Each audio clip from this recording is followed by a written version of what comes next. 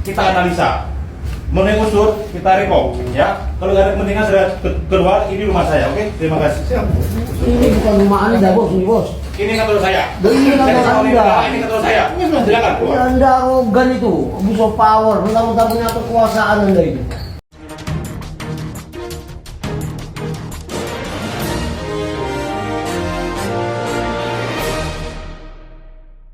Selamat sore para netizen dimanapun kita berada, salam inspirasi bagi kita semua. Ya, Ketua Bawaslu katanya, ini Bawaslu Pamekasan, katanya mengusir rakyat, mengusir orang-orang yang memperjuangkan hak suara mereka. Benarkah seperti itu?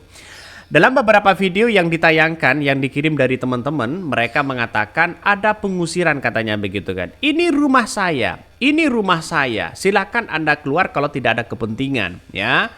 Jelas kepentingan mereka menyuarakan hak rakyat mereka, rakyat ya suara mereka begitu kan. Artinya apa?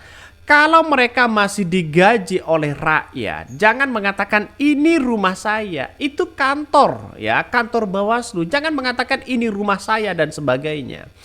Kenapa sih Bawaslu tidak disikapi dengan tenang mereka? Ya, nuansa-nuansa politik seperti ini saya kira agak jauh kalau kita berpikir pengusiran, terus kemudian silakan Anda keluar. Itu kata-kata tidak etis ya bagi kami. Kenapa saya katakan tidak etis? Karena nampaknya begini, masyarakat itu jangan sampai diusir sana yang memperjuangkan suara mereka, siapapun.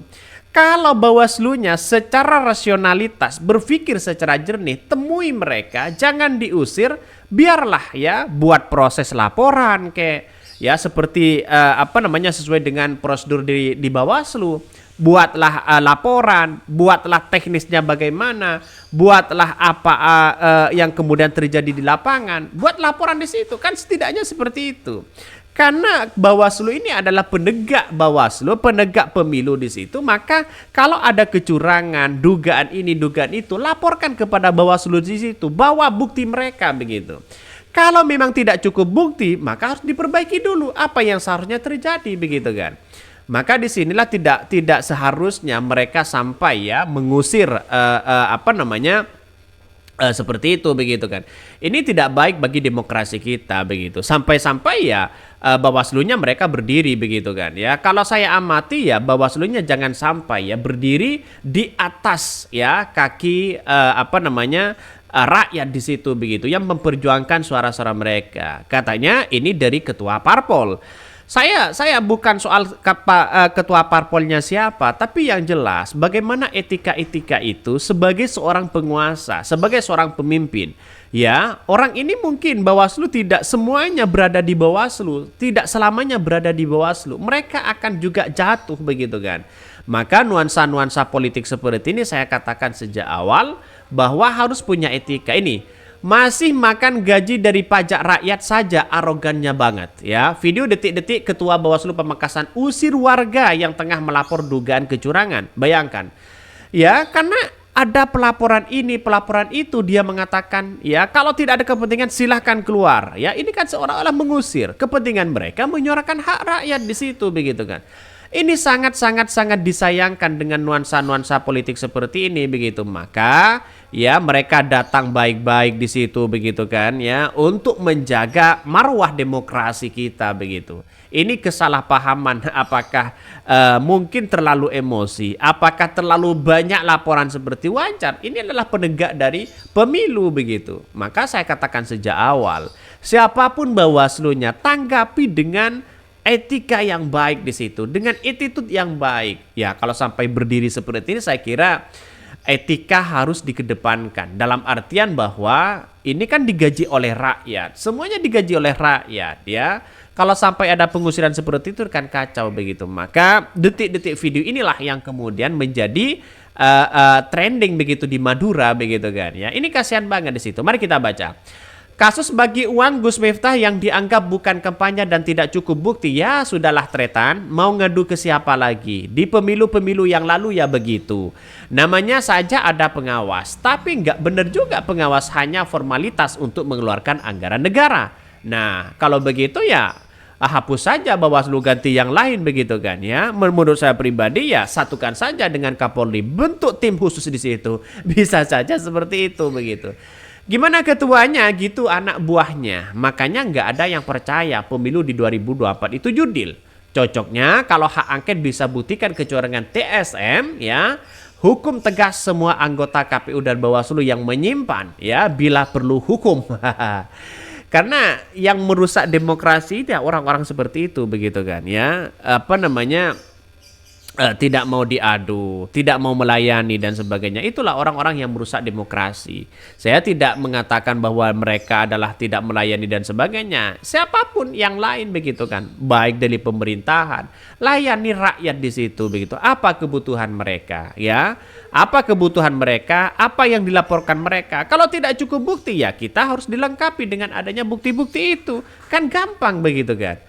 Kenapa tidak dijalankan secara rasionalitas? Ya, diskusi misalnya, santai ya.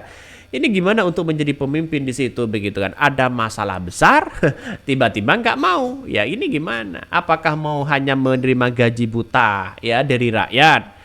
Pelanggaran kategori terstruktur dan masif sudah dapat amanah ya, tapi kalau untuk bertanggung jawab dan akhirnya jadi songong. Ini komentar-komentar netizen. Dan sekarang lagi dinamis ya di Bawaslu Madura hari ini di Pamekasan.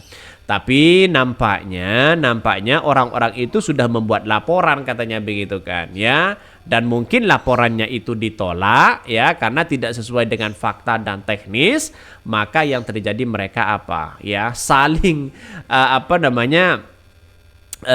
tidak lengkap mungkin satu sisi begitu. Maka saya pribadi kalau ada nuansa-nuansa pelaporan seperti itu harus lengkap begitu kan, biar tidak mentah, biar tidak ditolak. Tapi jangan arogan seperti itu begitu.